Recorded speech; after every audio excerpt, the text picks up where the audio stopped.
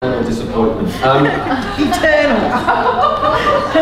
Welcome, James. Thank you. Good morning, everyone. And look, it's always a double-edged sword when you follow such a fantastic presentation. Because I don't know about everybody else, but I was sat like the nodding dog at the back because it just absolutely resonated to me, everything that we've just heard in the last hour. Okay?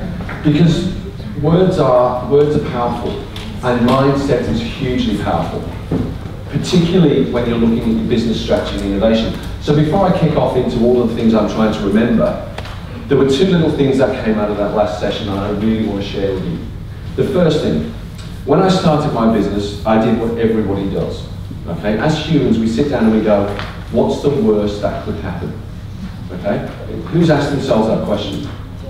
And you write down a list, and your list rapidly goes, the bank will take the house, I'll sell a kidney on eBay, the kids will be sold into slavery, it's all going to go horribly wrong because we start with a negative mindset around the question we ask ourselves. What's the worst that could happen? You rapidly think of the worst things that could happen. So I was trying to explain this to my wife, and my wife's an extremely smart lady in many reasons, perhaps not in a choice of life partner, and she said, why don't you flip the question around? Why don't you ask yourself, what's the best that could happen? Okay? Because you immediately go to a place that says, well, what's the best that could happen? In 2 years' time, we could be living on the beach. Okay? We could be paying down our debt, we could get rid of the credit card bills. We could have the lifestyle that we've always wanted. So when you approach innovation and when you approach your business strategy, don't ask yourself, what's the worst that could happen? Ask yourself, what's the best that could happen? A second really thing that, a mindset thing for me that really works. You're all VAs. Who's got a to-do list? Okay. Who scratches out or crosses out the things that they've done? I used to. I now get a highlighter pen, and I highlight them. Why? Because all of a sudden my to-do list looks really happy. Okay? Because a to-do list is a bit like a relentless zombie. You can't kill it. It always goes on and on and on and on. But I turn it from being a thing that's kind of angry and crossed out and scribbled on to being a happy, shiny thing. Because all of a sudden it's yellow and it's green and it's pink. And that's a mindset thing for me. It's a real change to my outlook. So my to-do list is no longer a place of eternal misery. I don't feel like, who was it who used to have to roll the boulder up the hill? And he'd get to the top and every night the boulder would roll down and crush it. It's one of the ancient Greek myths. I don't feel like that about my to-do list anymore. Because my to-do list is all smiling and happy. So find a way to change your mindset. And the last presentation was all about that because innovation is about mindset. Okay? And when I saw the call out from Sandra, and I've got to thank Sandra and the team for inviting me along today, I said I'm going to come and talk to people about business innovation and business strategy. And they said, that's fantastic, you're booked in. At which point I had a panic attack. And why did I have a panic attack? Well, because I'm talking to the gurus. Okay? Innovation is not baseball caps and this and Palo Alto and building the biggest apps in the world. Okay? Innovation is not white coats and laboratories. Not for us. Innovation for us is doing something better every single day. As a VA, who does that? Okay? Who is at the forefront of digital technology in this room? Okay, who uses Xero, OneDrive, Dropbox? Who file shares digitally? Who's connected perpetually to their client servers? You all are. Okay? Who's doing today what they did when they left school? When you left university? Who's on their third, fourth, or fifth career? Okay? Who's changed and evolved and adapted because you've needed to? That's innovation. We talked earlier, and in the last presentation, stagnation is the killer of innovation. Okay? And all of you are doing the opposite of that. You might not know and you might not credit yourselves because you think innovation is about firing rockets into space with David Bowie playing and all this. That is part of innovation. But that's not the innovation that we do. Every single day, as small business owners, we innovate. New products, new services, okay? Who now offers social media support to their clients? Okay, you didn't do that 2 years ago, 3 years ago. You're all working in an industry that didn't exist 10 years ago. You're at the forefront. You're doing it every single day. So I had a panic attack. So today my job is to really kind of talk to you about, and try and give you a few little light bulb moments about innovation and business strategy, because I've already heard, and was it Belinda at the back? You've got plan B. That's awesome. Having plan A and plan B is a really good way of having a successful business. Okay? Businesses fail because they don't have a plan, and they don't have a strategy, and they don't look at the world around them and see the things that are going to change. Who remembers Kodak? Yes. Could they have not seen digital cameras coming? They could. Would we still be making Holdens and Fords in Australia if they'd have looked at us and thought, well, we all don't want V8s, that guzzle gas. We want small, reliable, efficient cars to get us from A to B. Okay? Who's got children? Yeah. When we all turned 17 and 18, what was the first thing we all wanted to do? Get a car. Get a car and learn to drive. Okay, my kids will probably learn to drive. Why would they need to? I'm in the middle of doing what I call the great Uber experiment. Somebody decided at 2 o'clock in the morning to crash into my little Peugeot, and it turned into a little ball of broken parts. So I did the maths. I sat down and I said, if I get a car, it's going to be $400 minimum repayments. $100 a month in fuel, $100 a month in insurance, $100 in rego. It went up and up and up and up. It got to about $1,000. Okay? That's a hell of a lot of Uber trips. So what do? I get Ubers everywhere. Okay? And I'm better off financially. I take the kids to cricket on a Saturday morning. You should see the look on the driver's face when they come down with their bag. But we do. Why would I go to the expense and hassle of buying a car when there is an alternative? Now, if the car industry can't see that I, as a primary typical car buyer, does that, and they can't see the trends of kids not learning to drive, particularly in metro areas, they're going to be in trouble. Anyway, I digress. This is the single most important slide that you will see today. Who's read Alice in Wonderland? Yeah. Okay? She's not known for her business coaching, but she's actually pretty good. So in the book, Alice comes to a fork in the road, and she looks up and she sees the Cheshire Cat. And she says to the Cheshire Cat, which road do I take? At which point the cat says, well, where do you want to go? Alice says, I don't know. The cat replies, well, you can go any way you like. Not a successful way to run a business. Okay? If you make it up as you go along and you just do what Alice did and you don't know where you're going, you're doomed to failure. So having a plan A and having a plan B is essential. Okay? And revising those plans is essential. When they thought about the conference today, who just turned up at the airport yesterday, hopped on whatever flight was available, trusted themselves to book into the hotel, and just turned up? How many of you made meticulous plans to look after your clients, your families, your businesses while you're here for 2 days? You all did. Okay? So in every aspect of our lives we plan. We have to apply that to our businesses. So you'll have 2 types of business strategy. A generic business strategy. Okay? Generic business strategies are things like growth. I'm going to sell more stuff to the people I sell stuff to. That's a generic business strategy. I'm going to expand my markets, so nationalisation and internationalisation. I do what I do really well in Brisbane. I'm now going to do that in Toowoomba. A very legitimate business strategy. The third one in your generic is retrenchment, cutting back. I'm going to stop doing the stuff that I'm not really very good at and get back to my knitting and do what I do really well, very well. So there's 3 very good business strategies. Your second business strategies are around competition, okay? So competitive business strategies. That is price and that is service. Who here competes on price and service? Well, you're going to struggle if you compete with price on the V8s coming out of the Philippines, okay? Where are you going to compete? Service. Absolutely. So think about your competitive advantages and think about how you can roll that into your business. And then you look at things like your innovation strategy. Well, your innovation strategy is based on knowing why you need to change. Okay?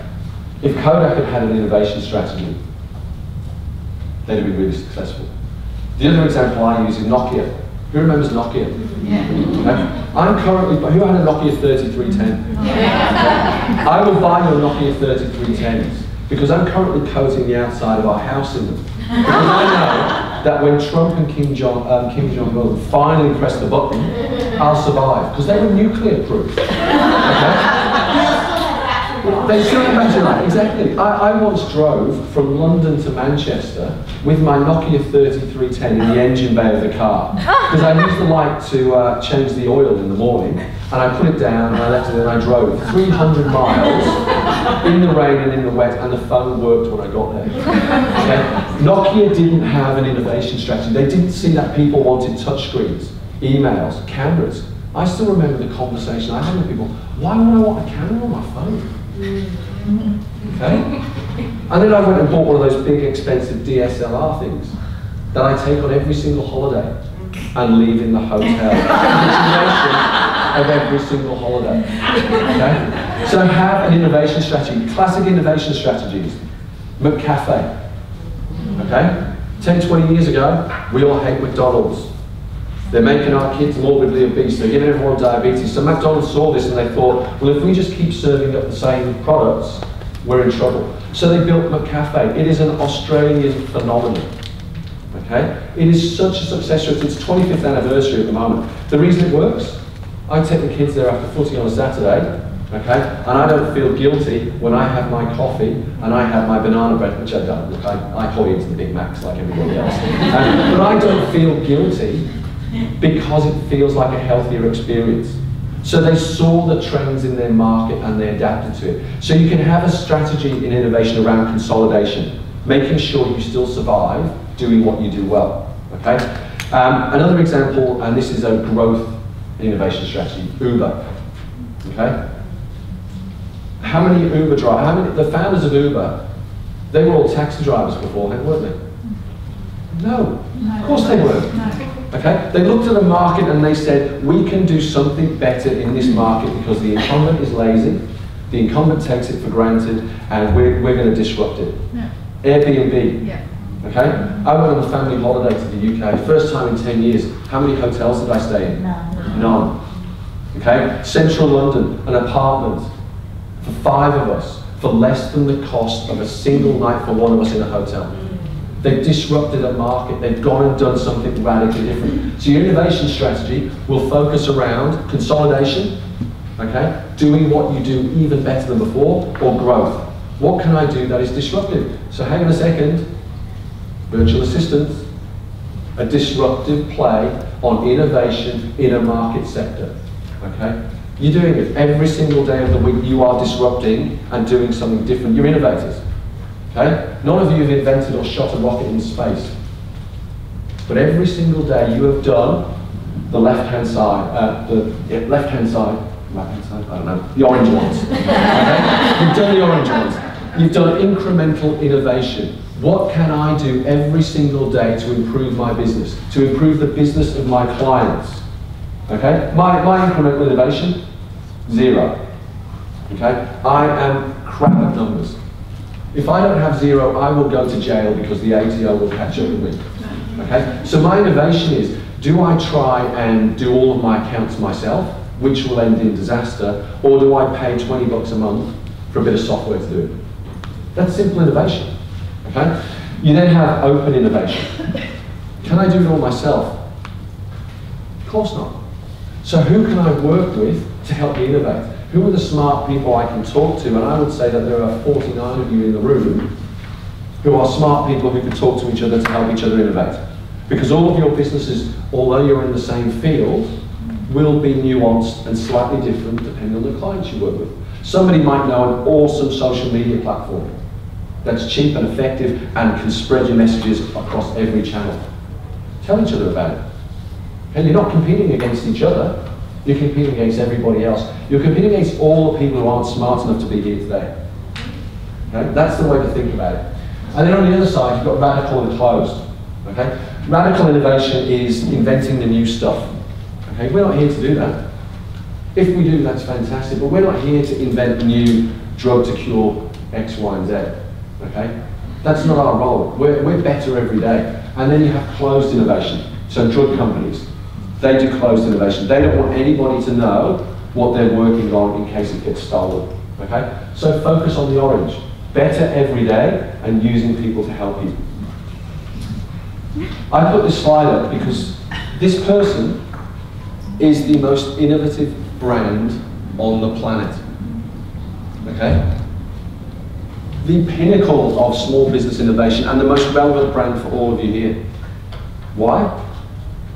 You don't have a career that spans the best part of 35 years in this industry without 21 different iterations of reinvention.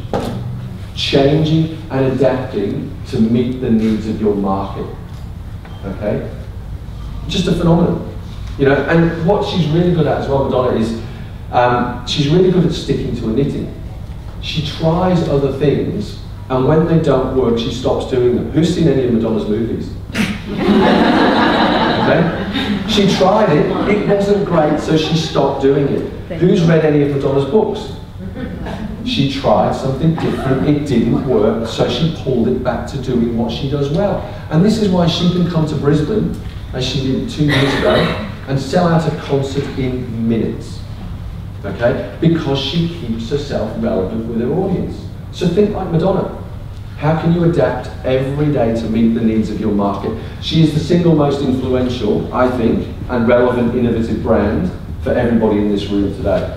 Because if she was still doing today what she did when she was the material girl back in 1984, it would have no relevance to the current market. Okay? So think like Madonna. Who knows this guy? Okay? Amazon. Pretty innovative business, everyone agree? They currently, I think they've just overtaken the likes of Apple as the biggest business on the planet.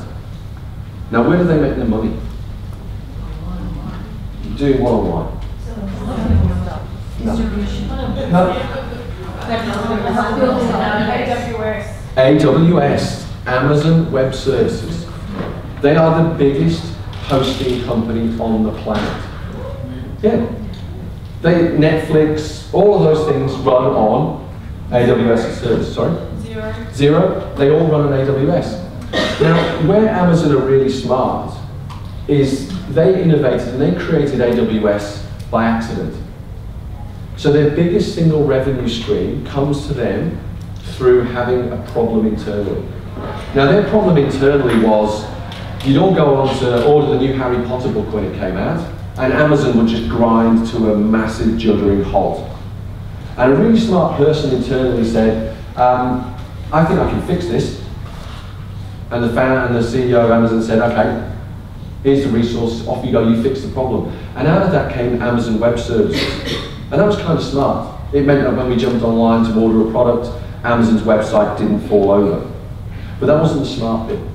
The smart bit was Amazon said, hang on a second, if we've solved the problem for ourselves, I bet people will pay us to solve the problem for them. Okay? So they took it to an external market, and they make millions, hundreds of millions every quarter come off the back of Amazon Web Services. We've all heard of the brand, we don't know where they make the money. Now Amazon, interestingly, a couple of months ago, it was all doom and gloom for the whole of Australian retail because Amazon were coming. Okay? Hasn't happened really, has it? Why do we think that is? Well, it's partly it. I reckon it's because of the Postal Service. Okay? So they come into a market thinking they're going to take over, but they're actually, their main distribution and logistics method is pretty poor. Why would I want to wait for like 5 days to get something? I ordered a new office chair from Melbourne the other day. Melbourne to Brisbane, I was kind of in my head thinking, 3 days? 12 days. And it cost me $50 for the privilege of having something take 12 days. So even if you do innovate, even if you are a market leader, local conditions can catch you out. But Amazon are a classic example, and I really like the statement. Our job is to invent new options that nobody's ever thought of before and see if customers like them. It's a pretty cool mindset to have. So again, innovation comes back to mindset. Apple. Innovative? Hands up. Who thinks Apple are really innovative? Yeah. Innovative in terms of product development? Oh, I see. I'm not sure they are. No. Okay? All of these things up here. iPod. They were. Sony Walkman. That's just an MP3 player, isn't it?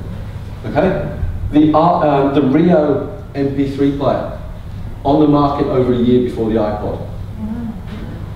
Up there, the first smartphone. The Simon. Who still uses the Simon today? Oh, of course we don't. The two first, I mean, who's got an Apple Watch? Why are you not wearing the Casio data link? Okay. The Philips home streaming device. Who has one of those instead of their Apple TV? Nobody. All of these products up here hit the market at least 12 months before the Apple equivalent. So Apple aren't innovators in terms of product development. Where do Apple innovate? Marketing, design, and usability. Okay? Their marketing is phenomenal. They released the iPhone X, okay? And they persuade people to queue up outside in the rain for 48 hours to hand over the best part of $2,000 for a telephone. If you break that down and write that down, you'd actually lock up all the people who do queue up and do that, wouldn't you? I'm going to wait outside in the rain for 2 days, and I'm going to give you $2 grand for a telephone. It's insane. But their marketing is fantastic. Okay? Apple's biggest innovation, without a shadow of a doubt to my mind, iTunes. Okay? And if you think about iTunes and why iTunes is innovative, it's because it means I can never leave.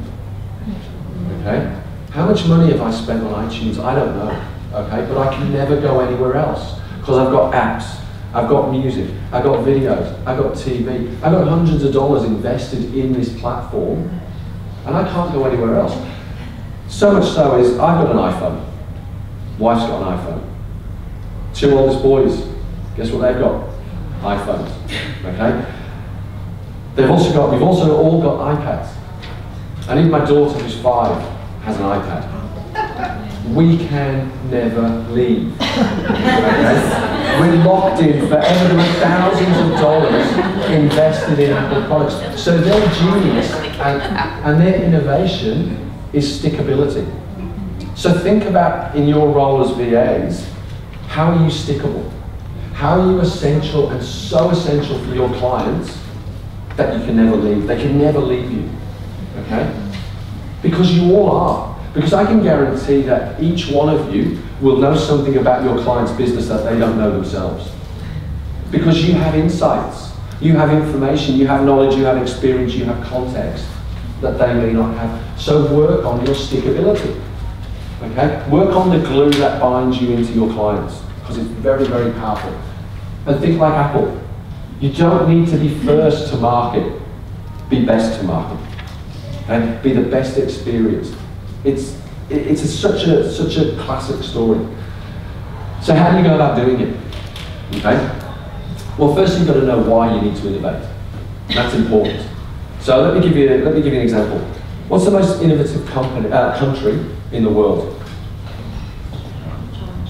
China? Yeah, China makes stuff, they don't invent stuff. Germany, Switzerland. Germany, I'd say probably 20 years ago. Japan, probably 20 years ago. Israel. You're the only person in the history of this presentation series who has said Israel. Okay. So Israel, there are more unicorn and super successful startups coming out of Israel than anywhere else. Why do we think that is? Well, natural resources. How well did Israel do in the division of the Middle East in terms of oil? Not very well. No. Okay? Resource in terms of water. They're struggling. They're also not very well liked by their neighbouring countries. So for Israel, they've decided that their strategy as a nation is innovate or die. Okay? They know that they have to build a successful economy in the digital age. And they're absolutely doing it. Their universities, their school systems are all geared up to entrepreneurship, creativity, and growth. They know their sole reason for innovation. So we need to work out what ours is. It might be competitors. It might be pricing. It might be systems. It might be processes. What is your reason for innovating? And have that at the heart of your business. And then you go through the following steps. Step 1, That's me. Who else feels like that? We hop on the hamster wheel and our little legs spin around and around and around, and the wheel goes faster and faster and faster and faster and faster, and we don't get anywhere. But why is everyone in here different? Well, you have got off it. For the last 2 days, you've done the single most innovative thing you can do as business owners, and the single smartest thing you can do as business owners. You're working on your business, you're not working in your business. In all the business owners I meet across the country, the one thing they all say to me is, how can I have time to work on my business and not in it? How can I think about my growth strategy, my business strategy, finding more clients, okay? Think like the hamster, but think like the hamster that gets off the wheel. You have to stop. Now, who's been here for 2 days? Is your business still there? Has it burnt down? Have all your clients left and gone off to other VAs? So you can do it. So it's a mindset thing. And I blame, it's in this pocket, I blame these things. Yeah? Who's answered emails on Christmas Day? I have. Anzac Day? I have. Easter? I have. Who's been on a real proper holiday and not looked at one of these? You guys are doing well.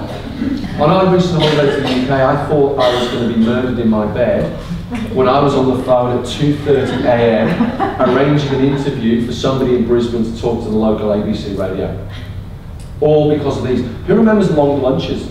You know, Friday afternoon, you take a client out, you have a couple of beers, and you roll home about 9 o'clock at night. Why don't we do it anymore? Because of these things, okay? Now, honest question.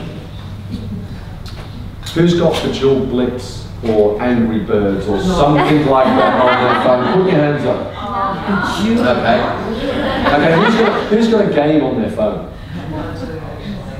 All the people who have games on their phone are usually people who complain to me that they don't have time to work on their business. I don't have time to work on my business, but I have time to arrange duels in a line to win meaningless points that don't matter. Okay? Think logically about the things that you do, because you can find time in your business. And as we learned earlier, mindset is the thing. Okay? So get off the hamster wheel. Find your insights is number 2. What information do you know about your clients, your customers, your market that can impact on your business decisions? Okay? Who mentioned earlier that they want to get rid of their clients? Some of them. Not just me, but that's funny how see they Oh no, they all have to have somebody on Monday. But you have to have the information as to why you want to do that. So you're going to know which clients are worth having, which clients make you tear your hair out, which clients pay well, which clients don't pay well. And you will make decisions and informed decisions based on your insights as to whether you want to keep working with those clients. You're going to know, because you're all members of groups on Facebook, the pain points that people who need VAs are experiencing. That's an insight. If you understand somebody's pain and you can take the pain away, you've got a business. Is that fair? So work on your insights. Find out what they are. Who remembers Guess Who? Yeah. Okay. Know your customers. Find a way to bring your customer into the heart of your business. And I think I've put a download link in there. I've got a little ebook on finding your customer. Okay. And my best example is I did some work recently with a menswear company in Bundaberg. So they've got one of these stores on the high street. Their customers, okay? Their customer is Bob. He's 43 years old. He likes his fishing, he likes his footy, he likes his VB. He goes shopping twice a year to get his winter clothes and his summer clothes. Okay? He hates shopping. The worst thing that could happen to Bob is for him to walk into a shop and the assistants charge at him and ask him if they can help. Bob is a key customer of theirs, but he's not the main customer. The main customer is Sue. Okay? Sue's Bob's wife. She makes the purchasing decisions. So what we did to bring the customer into the heart of this business, was we got 2 mannequins out of the store and we dressed them up and we stuck faces on them. And we wrote on posters on the walls behind them all of the things that we know about Bob and Sue. And every morning the staff go into that store and they say, "Morning Bob, morning Sue, how can we help you today?" They've got a personality. They know their customers intimately. If you know your customers intimately, you can help them. And if you can help people by solving their problems, you have a business. Okay? It's a fundamental thing. If your business is not solving someone's problem, you will not have a business in the long term. So know your customers. Who remembers this? Okay? What if you took Vanilla Ice and got a problem, what would he do? Yo, he'd solve it. There you go. Okay? So we've got to solve problems. Okay? Be like Vanilla Ice. Work out the problems that you want to solve and help your customer by solving them. And you will know the problems that they solve because as a VA, you kind of have a unique relationship with your customer. They'll tell you things that they probably won't tell other people because they trust you implicitly. I will not invite you into my business and help me organize my crazy life if I don't implicitly trust you. So I'll tell you stuff. How you use that information to help me solve a problem is fantastic. You know, that helps me no end. If you help me, I will give you money as a business owner to solve problems. You're gonna have to do this. Yeah. Okay? You don't have to spend millions of dollars. It might just be $5. It might be like me, $20 a month on zero. But you have to spend a little bit of money to innovate. The free stuff will only get you so far. Who uses Zoom? I mean, isn't it a payment after 40 minutes it starts going all haywire? Okay? Think about whether or not it's worth having the $20 a month to take Zoom to the next level. Okay? So think about how you can spend money and spend your money wisely. Don't just splurge your cash. Think about every investment. Test and learn. Stuff will go wrong. Okay? Whose life is perfect? Nobody's. Okay? I've been panicking all week because I coach an under-12 soccer team. And our first games were supposed to be this weekend at this very moment in time. Okay? So I've been panicking like mad about this. Stuff was going wrong. Thankfully the games moved. But I had a plan B. Okay? I had a plan B in place that, worst comes to worst, I was going to give my team talk by FaceTime. Okay? Because I wanted to encourage the board. I want them to know that I'm there even though I can't be today. So I have backup plans in place. So test and learn. How many times have you brought a new service on for your clients and it's just gone fantastic? The client might think so, but in the background you've been a gibbering wreck trying to keep it all together. So test and learn. And learn from your mistakes. Stuff goes wrong. Happens. What's the worst that could happen? That's not a question we're going to ask, is it? What's the best that could happen? People might really like the thing you take to them. So test and learn. It might blow up in your face. It might not. But if you've got a plan in place, it's less likely to go wrong. Fail and succeed fast. Another great quote from Benjamin Franklin. To succeed, jump as quickly at opportunities as you do at conclusions. Yeah? Who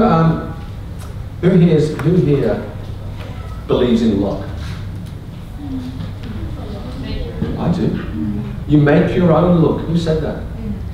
Okay? Lottery winners. Are they luckier than the rest of the population?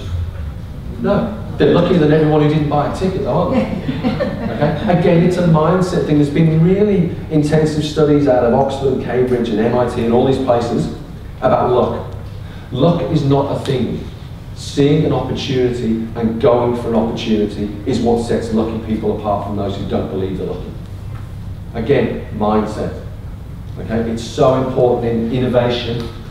Fail and succeed fast. If something doesn't work, stop doing it. Okay? If it does work, guess what? Do more of it. Simple rule of business. Facebook ads. Who trials multiple creatives whenever they do their ads? Trial multiple creatives. Turn off the one that people don't like. If somebody's clicking like crazy on one of them, put your money behind that horse. It's about backing the horse that you think is going to win the race based on evidence. And that comes from the early point of test and learn. Okay? Fail and succeed fast. Adapt and change. Okay? Kodak, Nokia. If you look at if you go away and search today on the top 20 brands from 1980 versus the top 20 brands today, I don't think any of them are still there. Maybe Coca-Cola might still be there. IBM possibly.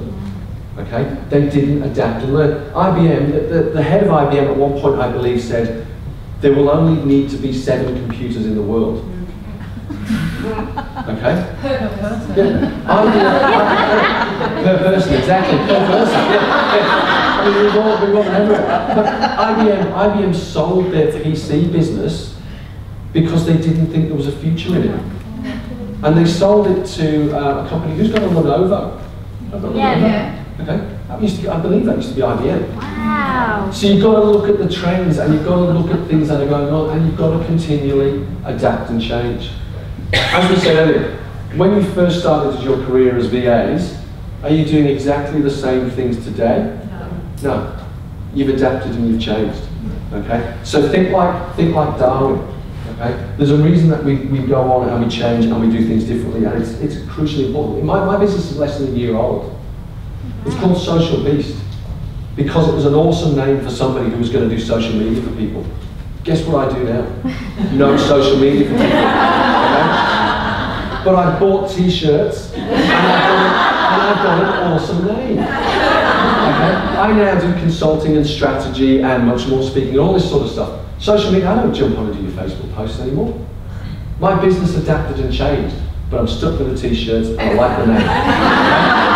So think about that. This is another important one. Find smart people. Okay? I do not, and none of us here, have this great big bag that we carry around with us full of answers. Okay?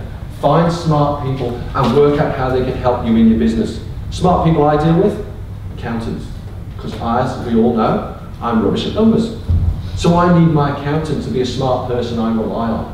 Now you're all in the room today, and that means you're smarter than everyone else who isn't here.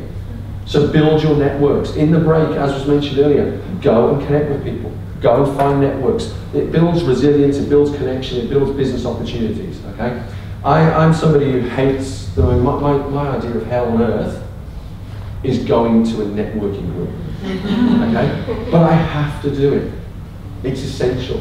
And I've met so many useful people through going to networking groups, it's not funny, okay? So you have to sometimes adapt and change, find smart people, work with them, find them to help you in your business. But it's such a good quote. It doesn't make sense to hire smart people and then tell them what to do. We hire smart people so they can tell us what to do. Okay? Kind of important. Empower your people. Okay? If you're going to innovate and you're going to help people change, give people the tools, give people the courage, give people the opportunities to be able to do it. Okay? If somebody comes to you with a good idea, embrace it and run with it. If somebody comes to you with a bad idea, don't nail them to a post. Congratulate them for caring. Congratulate them for having enough gumption to come up with an idea. It might not be a good idea in its infancy, but it might be a good idea a little bit further down the line. Okay? And we'll talk about that in a second. Who knows this guy? Yeah. Thomas Edison. Okay? Greatest inventor of all time.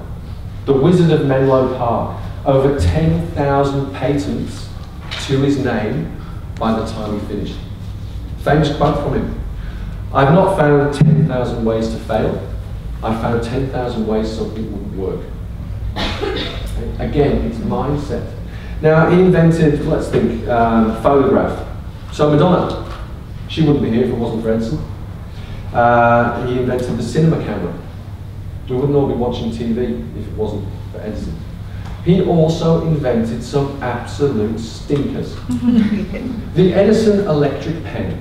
Okay? A pen that would shoot ink into the paper. It was noisy, it was big, it was like one of those steam-powered things. Okay? It was terrible at writing on paper.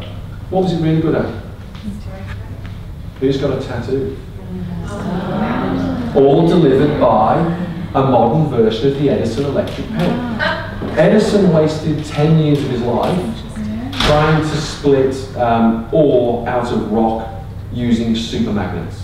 Okay? 10 years of his time he wasted on an invention that didn't work. He didn't fail fast. Could you imagine what Edison could have achieved if after a year he'd gone, you know, it's not going to work? We'd have flying cars now if he'd have done that. So like Edison, The best in the business gets it wrong. So guess what? It's okay for us to do. Get it wrong. You know, if Edison stuffs up, then, you know, a guy in an orange t-shirt from Brisbane, it's okay for him to stuff up too. So if the best of the best makes mistakes, we can do it, because like him, we're human too. Google. I was going to say you can search this up later, but you can't Google it. They have 8 pillars of innovation. 1, have a mission that matters. Okay? It is a proven fact that if you have a mission that matters, people go on the journey with you. Okay? Really good exponents of this, charities. They have a mission that matters, so people care, so people invest their time, their emotion, and their energy in it. Think big, but start small. What's the point in small dreams? Worthless, isn't it? You know, if somebody's dream is to have something really quite insignificant, why do we strive for it? So have big dreams, have big visions, but start small.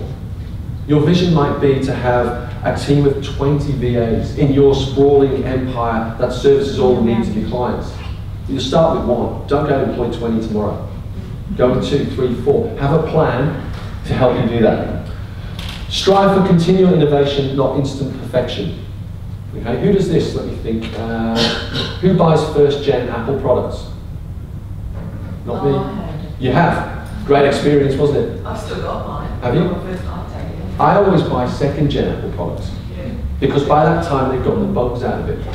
You know, I never upgrade my iOS thing on my phone on day 1, okay? Because I want my phone to work. So if Apple, who we've all agreed are an awesome company and hugely successful, can release stuff that isn't quite right, then none of us have to wait for perfection to be able to do so as well. Look for ideas everywhere. Ideas are everywhere, they really are. Look at the things that you can see in the news, on social media, in your lives, and think about how you can apply them to your businesses. Share everything. Talk to people, share the stuff you know, okay? Because it's amazing what you can have when you have a powerful conversation with somebody where you share ideas. So don't keep it all to yourself. I really like this one. Spark with imagination and fuel with data. Okay? Test and learn. Your imagination is the gateway to innovation, but data is what tells you if it's going to work or not. Be a platform, that's really only Google one. And number 8, never fail to fail. Like Edison, we're not going to deliver perfection every single time. We will stuff it up, but it's okay. You know, example, we've all got kids, haven't we? Or a lot of us have, okay? When you put them on a bike for the first time, they just ride off. Okay? Everybody does it first time. No, they don't. They fall over, they graze their knees, they cry, they never want to go on the bike again. By time number 27, they then ride off. Kids do it. Kids never fail to fail. Yet we somehow, over our increasing adulthood, we beat it out of ourselves. And we get so worried about failing that we sometimes never take the chance. There's a quote from Michael Jordan, it's something along the lines of, the only shot I missed was the shot I never took. Okay? So it comes back to opportunity, it comes back to mindset. I take it back to the coaching the kids of soccer. I'll say to the players, I don't care if you miss the goal by 1,000,000 miles. I just want you to have a go. So think about it, never fail to fail. And that's it. Happy to have questions, happy to talk to people in the break. But again, I'll leave you with the last quote. A genius is someone who asks the dumb questions that nobody else would ask. An idiot asks the smart questions that have already been answered. Okay? I don't know who wrote it, but they were far smarter than I am. And it is so true. So thank you everybody for your time today. You guys are killing it. Okay? You are at the forefront of small business innovation. Okay? You're doing so many amazing things in an industry that didn't exist 10 years ago. Actually, it's been around since the 90s. That doesn't sound anywhere near as impressive as part of my presentation, does it? You could say 20, oh no, you could do 25 years. 25 years. But it's It didn't exist in its current level. It didn't, no, exactly. So it's evolved and it's changed and you've adapted technology. So Firstly, thank you for giving up a Saturday to come and listen to me ramble on for half an hour. But most importantly, thank you for taking 2 days to get off the hamster wheel. Okay? If you only take 2 things away from what I've spoken to you about today, don't be like Alice. Okay? Have your plan. And the second one, get off the wheel. Because it's so easy to go round and round and round and round and round and round and round and round and round and never get anywhere. Particularly when we put financial goals and sales targets against them. Because we all, who lives month to month? I do.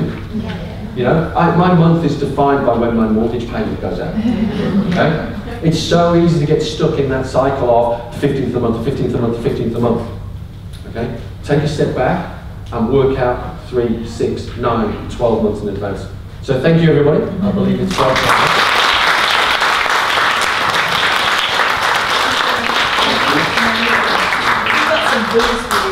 oh, God. I don't like booze. Thank you very much. Really appreciate it. I love a drink. So, no, don't broadcast that bit. I don't love a drink. I'm very professional. Thank you, everybody.